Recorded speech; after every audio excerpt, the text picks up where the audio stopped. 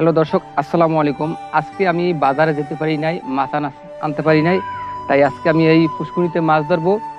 আমি যদি জাল মারি, সে জায়গায় জাল নিচে যাইতে যাইতে কিন্তু মাছ নিচে থেকে চলে যায়, মাছ ধরা যায় না, সহজে জাল থেকে মাছ ধরা যায় না, যেহেতু পুষ্কুনি গভীর।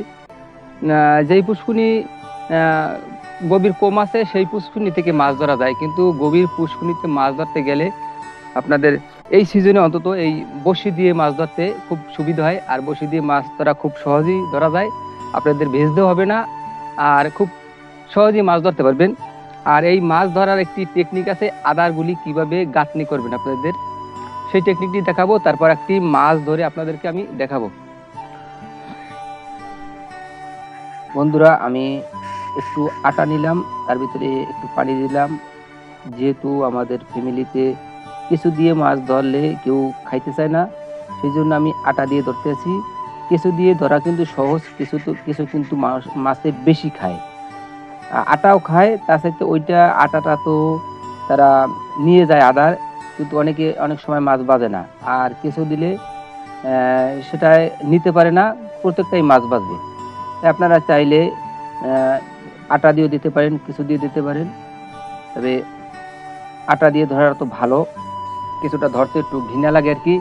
আটাটাকে আমি ভালোভাবে চেপে নিই, এরকম একটু বড়ির মতন বানিয়ে লম্বা করে, তারপর আমি বড়শির সাথে গেঁথে নিব। ফিনিশিং করে একবারে একটু লম্বা করে নেবেন, এভাবে লম্বা করলে কি হবে, মাছে এই দেখুন, যখন আমি আদারটা এরকম লম্বা করে নেব, মাছে কিন্তু এখান থেকে মুখ দেবে, তারা মুখের ভিতরে নিতে পারে। আর চ্যাপটা করে দিলে তারা কিন্তু খুঁটে খুঁটে খাইবে। তাই আপনারা এভাবে লম্বা করে নেবেন। আপনাদের কাছে এসে দেখাচ্ছি, এই যে এভাবে নিয়ে তারপরে আমি দেখাচ্ছি, আপনারা একটু ওয়েট করেন।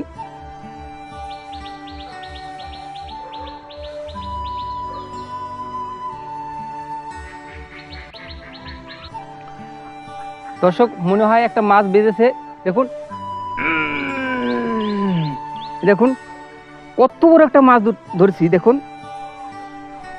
এটা হলে আমাদের দেশের ভাষায় বলে এটারে তিতপুটি, মালান্দিপুটি না তো তিতপুটি বলা হয়। দেখুন কত বড় একটা মাছ, আমার জীবনে আমি এত বড় মাছ দেখি নাই।